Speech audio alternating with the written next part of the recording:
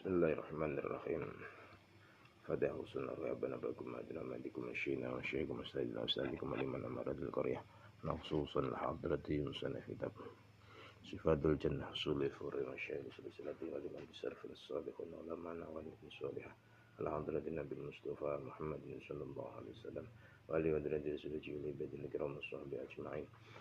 Shallamul Fatihah. A'udzu billahi minasyaitonir rajim. Bismillahirrahmanirrahim. Alhamdulillahirabbil alamin arrahmanir rahim maliki yaumiddin. Iyyaka na'budu wa iyyaka nasta'in. Ihdinas siratal mustaqim. Siratal ladzina an'amta 'alaihim ghairil maghdubi 'alaihim waladdallin. Allahumma ighfir lana warhamna wal muslimina amin. Majengaken teng kitab Sifatul Jannah. Wonten ing bab berikutipun.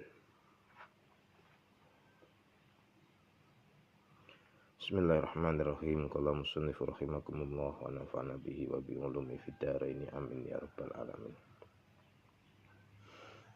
Bismillahirrahmanirrahim. Babu ma utawi iki kubab mertelake perkara jaa kang teka apa ma fi rafil anhari ing dalem keangkate pira-pira bengawan utawa kali waraf il Qur'ani lan keangkate Al-Qur'an wal ilmi lan ilmu ing khuruji Ya'juj ing dalem nalikane metune Ya'juj wa Ma'juj lan Ma'juj. Bab ini menerangkan tentang datangnya hari atau datangnya saat diangkatnya sungai-sungai surga yang ada di bumi, diangkatnya Al-Quran dan diangkatnya ilmu kembali ke langit ketika datangnya atau keluarnya Ya'juj dan Ma'juj.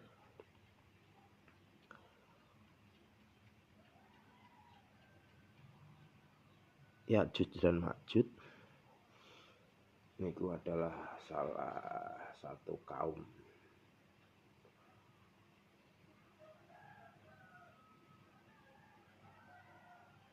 keturunan Yafis bin Nuh, yang mana Ya'juj dan Ma'juj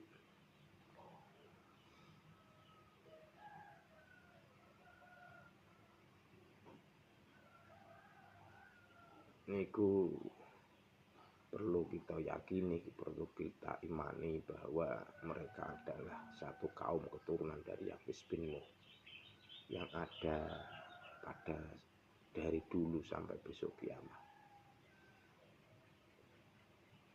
Dan mereka Ya'juj dan Ma'juj ini adalah satu kaum perusak bumi. Dan yang saat ini menurut beberapa versi yang saya ketahui, kaum Ya'juj dan Ma'juj saat ini adalah dipenjarakan oleh Raja Dzulqarnain dengan tembok besi dan emas. Dan tentu penjara ini juga penjara di dunia karena memang mereka adalah manusia. Mungkin akan timbul pertanyaan, lah sekarang di mana letak penjara di mana? Nah ini wallahu alam tidak ada yang mengetahui. Tapi yang jelas perlu kita yakini bahwa Ya'juj dan Ma'juj itu ada, dan mereka adalah manusia yang sangat kejam dan perusak bumi, pemakan segala bahkan manusia.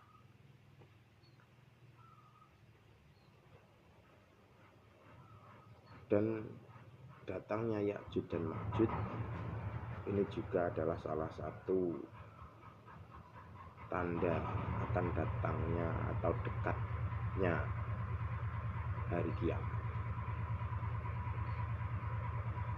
Karena proses kiamat sendiri, akan datangnya kiamat sendiri itu juga panjang. Ya walaupun harus kita yakini bahwa semakin hari berarti saat itu akan semakin dekat, maka kita juga harus semakin lebih mendekatkan diri untuk mempersiapkan itu semua. Jadi hari kiamat itu secara prosesnya, atau datangnya hari kiamat itu secara prosesnya,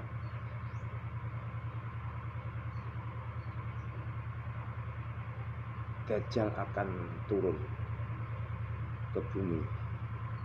Dan setelah Dajjal turun ke bumi, maka dengan tipu dayanya Dajjal menipu umat manusia. Intine sing manut Dajjal berarti ya mencidrai Allah, sing ingkar akan Dajjal berarti akan diselamatkan oleh Allah. Nah, setelah Dajjal ini keluar, proses yang kedua, Dajjal dikalahkan, dibunuh oleh Nabi Isa. Setelah terbunuhnya Dajjal, suatu saat akan keluar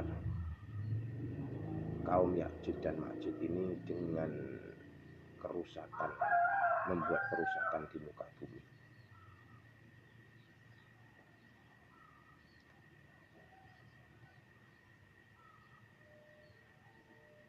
Sehingga dengan jumlah yang sangat banyak Ya'juj dan Ma'juj ini, kaum Ya'juj dan Ma'juj itu dikisahkan ada 999 kali lipat. 999 kali lipat jumlah manusia bumi. Jadi sampai pada hari kiamat, pada hari itu berapa jumlah manusia, maka jumlah kaum Ya'juj dan Ma'juj itu 999 kali lipat dari jumlah manusia yang lainnya. Nah, Ya'juj dan Ma'juj ini membuat kerusakan dengan semua makhluk yang ada di bumi niki akan dirusak oleh Ya'juj dan Ma'juj.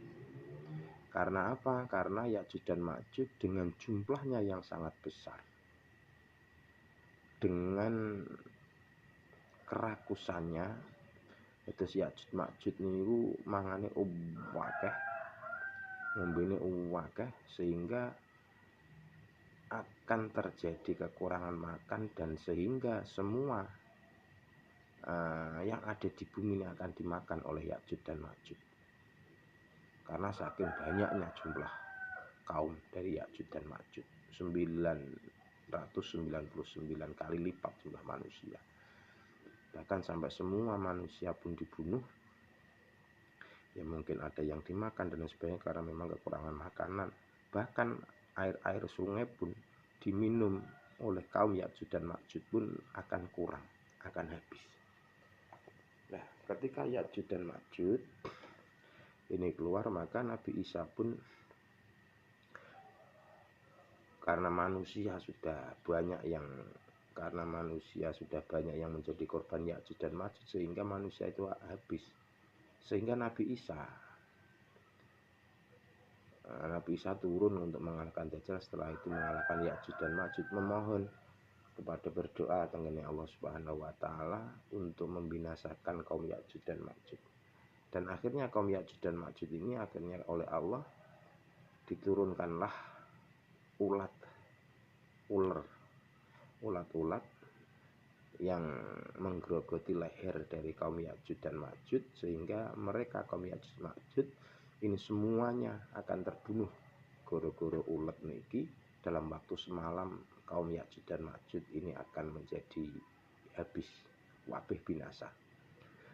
Dan sasampunipun kaum Ya'juj dan Ma'juj ini binasa, pada satu malam niku semua kaum Ya'juj dan Ma'juj ini habis. Maka pada saat itu bayangne mawon 999 kali lipat jumlah manusia mati pada satu malam. Sehingga bangkai kaum Ya'juj Ma'juj niku semuanya bertumpukan teng pundi-pundi. sehingga bumi ini sambune buajen ora karu-karuan. Dan di saat itu juga Allah menurunkan hujan dan membersihkan itu semua. Jadi bau bangkene, yus bangkene sasembarang jadi resik kabeh karena diturunkan hujan oleh Allah Subhanahu wa taala. Dan setelah Allah taala membersihkan kaum Ya'juj dan Ma'juj, maka bumi akan kembali subur. Yang tadinya gersang, tadinya air habis, hewan-hewan habis, tumbuhan habis karena semua dimakan oleh Ya'juj dan Ma'juj. Karena saking serakahnya dan jumlahnya banyak, sehingga pada setelah dibinasakannya kaum Ya'juj dan Ma'juj, sehingga bumi akan menjadi lebih subur kembali, air-air sungai kembali mengalir, tumbuh-tumbuhan kembali subur, hewan-hewan kembali banyak. Nah, dan di saat itulah setelah dibinasakannya kaum Ya'juj dan Ma'juj, itulah tanda-tanda terakhir akan datangnya hari kiamat. Setelah itu tanah kembali subur, maka ketika tanah tersebut kembali subur, sehingga orang-orang sudah banyak yang melupakan Allah Subhanahu wa taala karena terlena atas kesuburan dari tanah-tanah tersebut. Dan di saat itulah Allah taala akan menghabiskan dunia dengan kiamatnya. Itulah proses hari kiamat, yang mana tanda-tanda terakhirnya adalah kemunculan Ya'juj dan Ma'juj dengan merusak bumi dan dibinasakannya Ya'juj dan Ma'juj, dan itu akan menjadi tanda dekatnya hari kiamat. Karena setelah itu akan kembali subur tanah, bumi akan kembali subur, dan setelah itu Allah akan mengangkat segala kesuburan karena kedurjanaan dari para manusia. Nah, setelah itu Ya'juj dan Ma'juj binasa, bumi kembali subur, orang-orang pada lupa terhadap agama dan lain sebagainya. Maka di saat itulah Allah Ta'ala mencabut, mengambil kembali, mengangkat kembali sungai-sungai surga yang ada di dunia, mengangkat kembali Al-Quran yang asalnya juga dari langit, maka akan kembali ke langit. Begitu juga ilmu agama akan diangkat oleh Allah Subhanahu wa taala.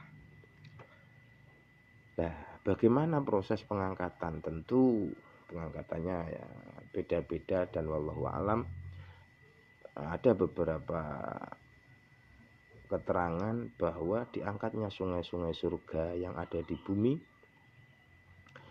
ini, ada sebagian yang menceritakan bahwa fisik dari sungai tersebut yang akan diangkat, artinya fisik airnya semakin menyusut. Air surga atau sungai-sungai surga yang ada di bumi, airnya akan semakin menyusut dan semakin kering. Ada juga riwayat yang menceritakan bahwa proses mengangkatnya sungai-sungai surga yang ada di bumi bukan secara fisiknya, tapi secara keberkahan.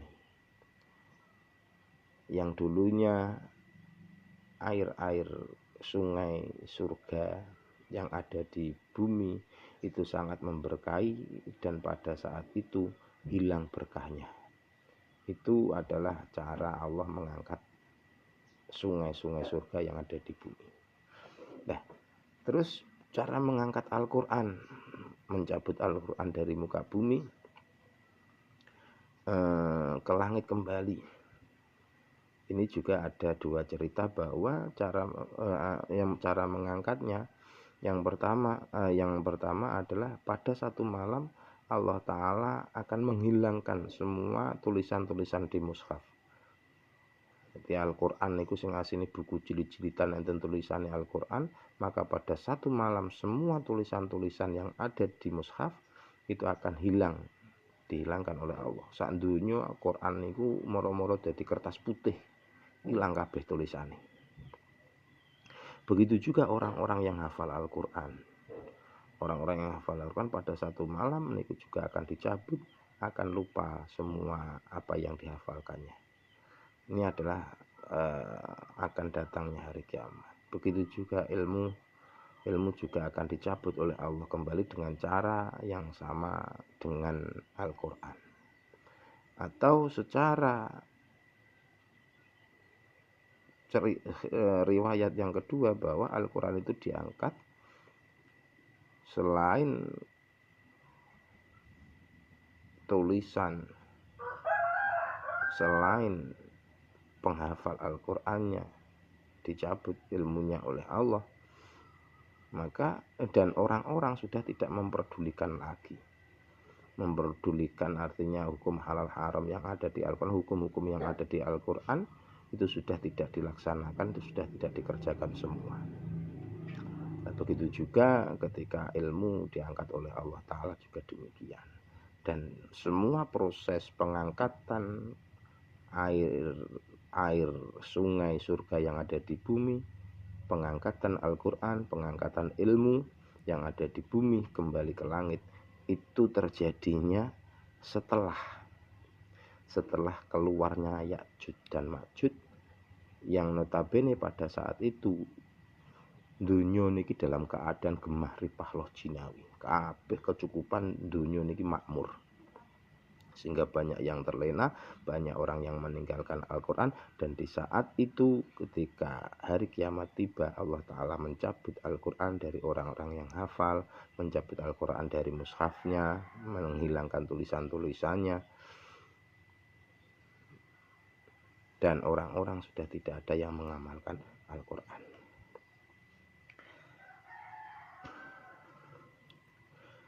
Bismillahirrahmanirrahim.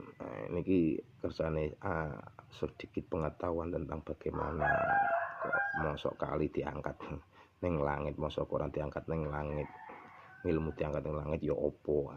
Kersane enten sedikit pemahaman tentang masalah niku. Bismillahirrahmanirrahim.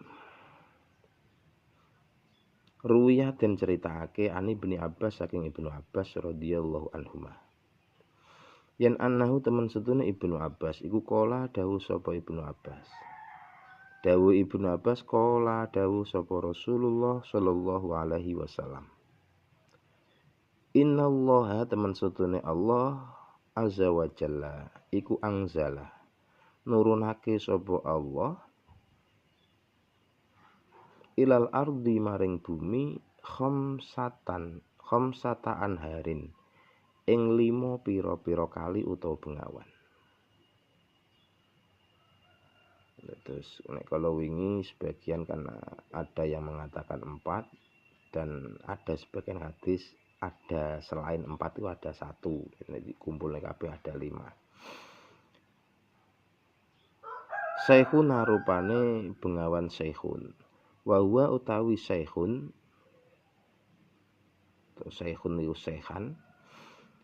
Iku Nahrul Hindi, bengawan Hindi. Bengawan Hindi niki bahasane mriki Hindi, tapi Syekhun niku nek saniki berada di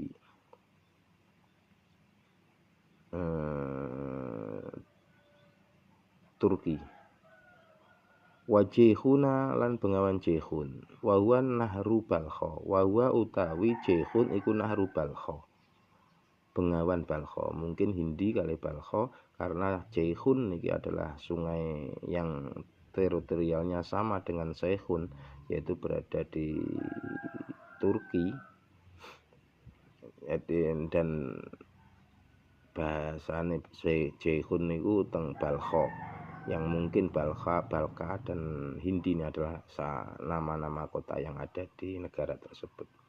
Dan ini berada pada saat ini antara Syekhun dan Jehun ini berada sungai tersebut berada pada satu wilayah negara yang sama. Wa Dajlatu lan bengawan Dajlah, wal Furatu lan bengawan Furat. Wa huma utawi Dajlah lan Furat iku Nahrul Iraqi, bengawan Irak. Begitu juga sungai Dajlah dan Furat atau masyhurnya Efrat itu berada di tanah Irak atau di negara Irak. Nah, Irak ini dari dulu sampai sekarang namanya tetap Irak. Jadi Syekhun dan Jehun itu berada di Turki, terus Dajlah dan Furat ini berada di Irak. Wan Nailu lan Bengawan Nail. Ya walaupun ada sebagian sungai atau bengawan tersebut hulunya pada negara-negara tersebut, tetapi alirannya juga ada yang sampai pada negara lain. Wan Nailu ulan Bengawan Nail. Wa huwa utawi Nail iku nahru Misra.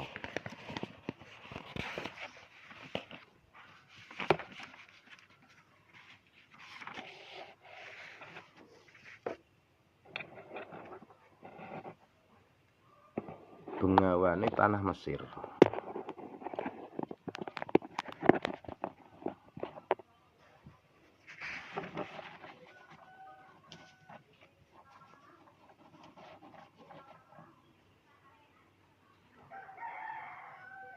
Angzala nurunake ing anhar sapa Allah Ta'ala min ainin saking sumberan wahidatin kang siji min uyunil jannati saking pira-pira sumbere swarga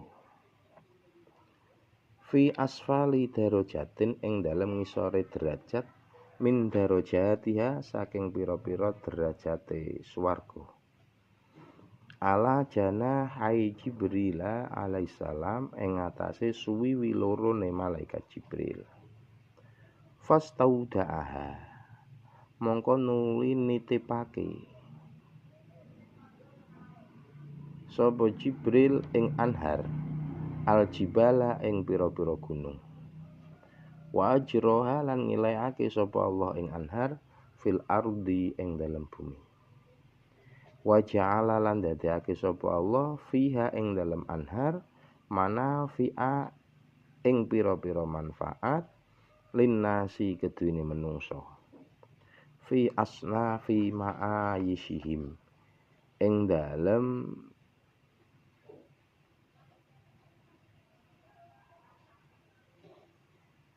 pantan-pantan atau ing dalem pira-pira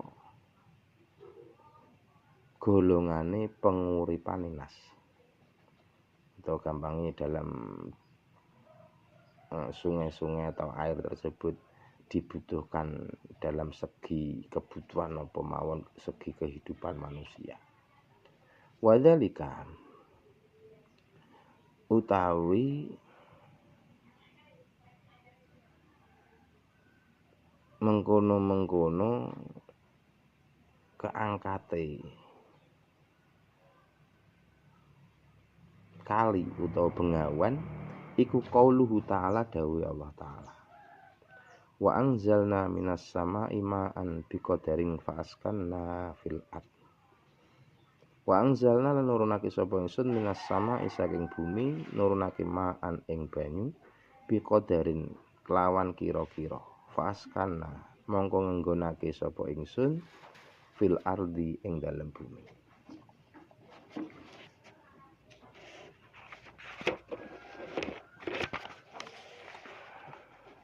Diriwayatkan dari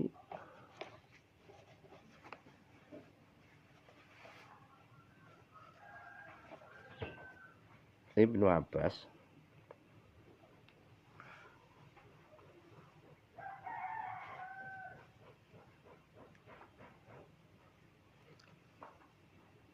bahwa Rasul Shallallahu Alaihi Wasallam berkata sesungguhnya Allah Ta'ala menurunkan 5 sungai ke bumi. Jadi menurunkan 5 sungai di bumi.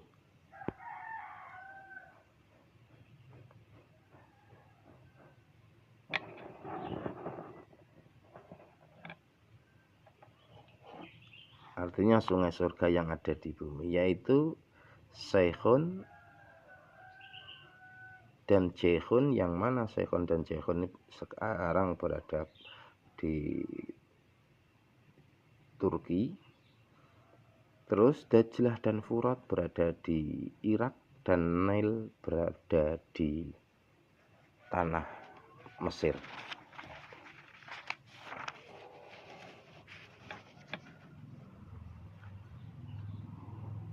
Yang mana kelima sungai tersebut alirannya oleh Allah adalah diturunkan atau bermuara dari sumber satu, yaitu dari sumber surga. Yang mana sumber surga tersebut berasal dari bawah tingkatan dari tingkatan surga. Jadi gampangnya nek umpami saged digambarne ngoten, kaya upama swarga niku satu gedung sing dhuwur. Niku sumber dari air sungai 5 tersebut niku berasal dari bawah gedung-gedung tersebut. Nek oleh digambarne ngoten. Jadi berada di bawah surga, asal sumber dari sungai-sungai tersebut. Ala janahai Jibril alaihissalam, yang mana berada di bawah surga tersebut adalah berada di kedua sayap dari malaikat Jibril, yang mana sumber tersebut dari sumber surga yang berasal dari yang lewat dua sayap malaikat Jibril, kemudian oleh malaikat Jibril dititipkan di gunung-gunung yang ada di dunia, sehingga air-air sungai tersebut yang oleh malaikat Jibril ditempatkan di gunung-gunung sehingga mengalir pada sungai-sungai 5 yang ada di dunia tersebut. Dan kemudian Allah Ta'ala mengalirkan dari gunung-gunung tersebut di muka bumi lewat 5 sungai yang ada, 5 sungai surga yang ada di dunia tersebut. Dan kemudian oleh Allah dari aliran-aliran sungai tersebut bisa memberi kemanfaatan kepada manusia dalam segala aspek kehidupan manusia. Jadi segala sisi kehidupan manusia ini kan mesine membutuhkan air, atau nek bahasa gampangnya sapa wong sing ora butuh banyu. Apa sing ora butuh banyu? Kewan butuh banyu, tumbuhan butuh banyu, wong apa maneh. Segala aspek fi asnafi masyim, dalam segala aspek kehidupan makhluk, segala aspek kehidupan manusia ini membutuhkan air. Jangankan awake dhewe butuh air, awake dhewe niki maem beras ya butuh, tanaman padi ya butuh air. Maem ayam, lauke ayam, kehidupan ya butuh air. Apa dari kita, dari semua aspek dari kita niku mesti membutuhkan air. Wadzalika qaulu ta'ala, yang mana tentang diangkatnya tentang menurunkannya Allah air atau air yang ada di sungai-sungai dunia yang berasal dari surga tersebut, termaktub dalam firman Allah yang berbunyi wangzalna minas sama'i ma'an biqadar faskannahu fil ardh. Aku, kata Allah, menurunkan air dari langit, kemudian aku menempatkannya di muka bumi. Menempatkannya di muka bumi gini ke wau dititipne teng gunung, terus akhirnya mengalir lewat hujan, disimpen ning gunung terus mengalir di sungai-sungai. Ini adalah dalil bahwa Allah Ta'ala menurunkan air-air di dunia untuk segala aspek kehidupan manusia, demi kebutuhan manusia, yang mana ada beberapa tempat yang oleh Allah diberikan kelebihan dengan dialiri sungai-sungai yang di surga dan diturunkan di muka bumi. Katen di mungkin dadosaken pemahaman kula njenengan sami, tentu kabeh niki terkadang mboten masuk logika tentang cerita Ya'juj dan Ma'juj, tentang cerita-cerita surga, tempat-tempat di surga, sungai-sungai dan lain sebagainya. Niki tentu sangat sulit untuk dianalogikan, sangat kangelan menawi diangen dipikir. Terkadang mosok iya, terkadang nalar manusia niku mboten geduk angge mikir ngoten niku. Tapi kembali lagi kula njenengan sami sebagai umat Islam kedah mempercayai dan mengimani itu semua, walaupun terkadang boten rasional, boten masuk akal karena kekuasaan Gusti Allah niku memang boten rasional, boten kekuasaan Gusti Allah niku nek diangen boten kuat, boten gaduk angenane kula njenengan sami, boten pikirane kula njenengan sami boten cukup untuk ngangen-angen kekuasaan Allah taala. Yang penting saking kula njenengan sami, walaupun boten saged menganalogikan, terkadang rumangsa mboten masuk akal, tetapi napa sing mboten mungkin Allah taala, kula njenengan sami kudu tetep mengimani itu semua.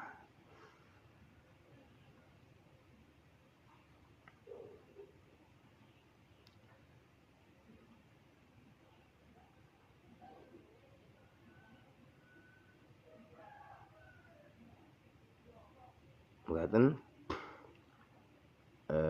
sekedhik yang kita sampaikan pada hari ini soal kelanjutannya tentang diangkatnya sungai Al-Quran dan ilmu dari muka bumi ke langit setelah datangnya Ya'juj dan Ma'juj. Kita lanjutkan pada pertemuan berikutnya. Subhanakallahumma bihamdika asyhadu an la ilaha illa anta astaghfiruka wa atubu ilaik. Subhanakallahumma bihamdika asyhadu an la ilaha illa anta astaghfiruka wa atubu ilaik. Subhanakallahumma bihamdika asyhadu an la ilaha illa anta astaghfiruka wa atubu ilaik. Subhana rabbika rabbil izzati amma yasifun, salamun alal mursalin walhamdulillahi rabbil alamin. Al-Fatihah.